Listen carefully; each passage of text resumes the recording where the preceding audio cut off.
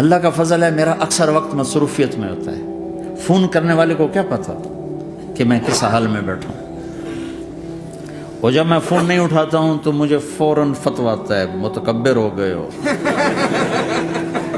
میں وزیر اعلیٰ نہیں اس لیے میرا فون نہیں اٹھا رہے ہو، میں سعید انور ہوتا، جنید جمشید ہوتا، میں شہباز شریف ہوتا، میں پتہ نہیں پرویز الہی ہوتا تو پھر تو تم میرا فون اٹھاتے ہو۔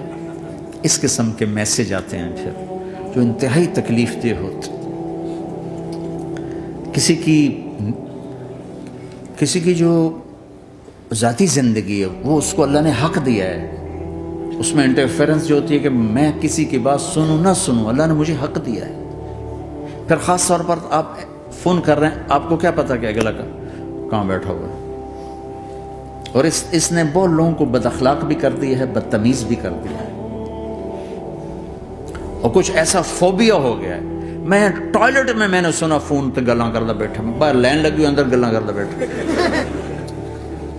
اور یہ ہمارے جو سوداگر ہیں تاجر پاکستانی، یہ ٹوائلٹ میں بیٹھ کے سودے کر رہا، چک لو بیچ لو کر لو، اور بے وقوفو پیشاب تو ٹھیک کر لو۔ ایک ہاتھ میں فون کان کو لگا تو دوسرے ہاتھ سے کھانا کھا رہے ہوتے۔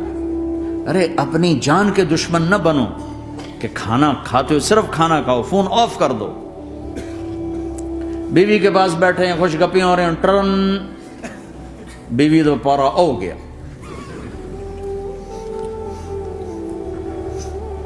آپ ان سے سبق سیکھو جو ہفتہ اتوار چھٹی کرتے ہیں، واقعی چھٹی کرتے ہیں، فون بھی ان کا آف ہوتا۔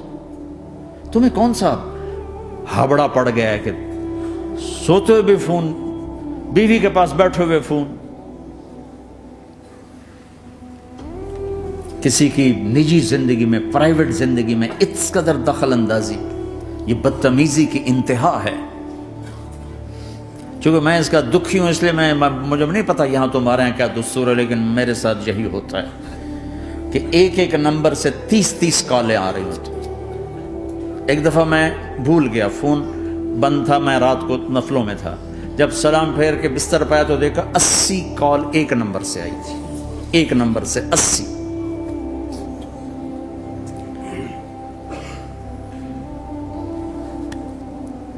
کسی کو بھی فون کرنا ہو، اگر تمہاری شناسائی ہے ٹھیک ہے جب مرضی کرو، لیکن اس کا بھی ٹائم دیکھو۔ وہ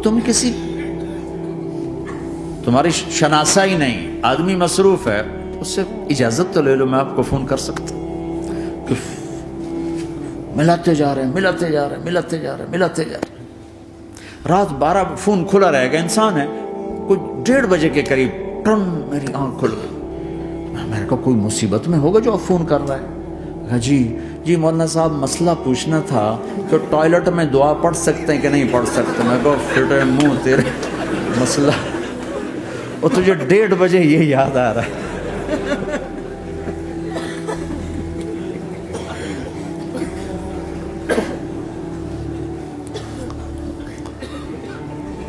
اس فون نے بہت دکھی کیا لوگوں کو۔